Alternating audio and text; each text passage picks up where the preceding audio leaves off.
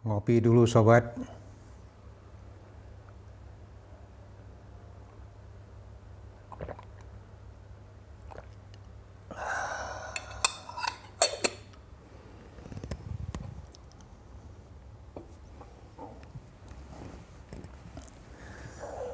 Baik, kita mulai. Bismillahirrahmanirrahim. Assalamualaikum warahmatullahi wabarakatuh.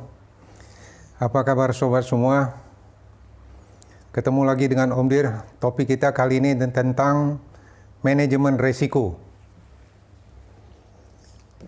Manajemen risiko. Jadi baik seorang pengusaha maupun seorang investor itu sama-sama mengelola risiko. Bahkan kalau pengusaha itu dia bukan hanya mengelola risiko, tapi juga mengelola bisnisnya, mengelola sumber daya manusianya, mengelola marketnya. Jadi berbicara tentang risiko, berbisnis itu sebenarnya cara kita mengelola risiko untuk memperoleh hasil yang sesuai dengan target yang kita inginkan. Nah, ngomong-ngomong soal risiko, ini ada satu buku yang ditulis oleh Anthony Robbins, judulnya Money. Di sini berisi tentang pengalaman-pengalaman, wawancara-wawancara dari investor-investor kelas dunia. Ada sekitar 50 investor yang diwawancara oleh Anthony Robbins, dirangkum dalam buku ini. Yang tebal buku ini lebih kurang 835 halaman. Ini buku bagus untuk sobat baca. Dan mungkin waktu bacanya bisa sebulan, bahkan bisa setahun. Saya menghabiskan ini kira-kira 3 bulan baru selesai.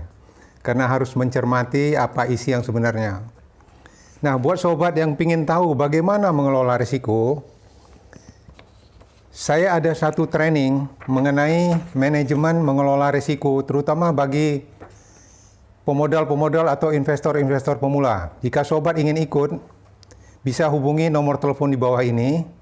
Kita akan adakan rutin setiap bulan.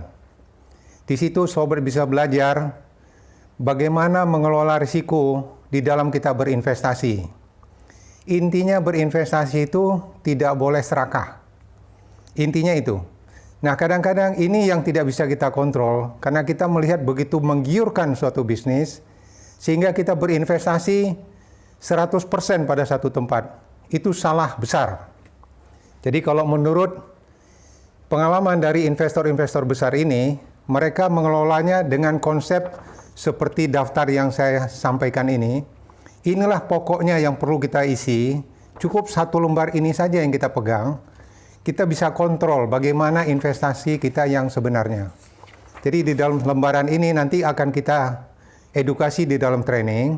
Kita akan bahas secara detail bagaimana caranya mengevaluasi alokasi-alokasi dari investasi kita sehingga betul-betul menguntungkan buat kita. Dari angka itu hanya ada satu angka yang kita perhatikan di bawah antara rencana sama aktual. Berbedanya berapa banyak? Apakah aktualnya lebih atau aktualnya kurang? Kalau kurang, maka kita harus adjust di atas ini. Ada dua yang harus kita adjust. Kelompoknya cash flow dan kelompoknya capital gain. Detailnya akan kita bahas dalam training yang akan datang. Bagi sobat-sobat yang ingin belajar lebih detail agar bisa mengelola risiko di dalam berinvestasi, hadiri seminar kami. Hubungi nomor telepon di bawah ini yang kita adakan secara rutin.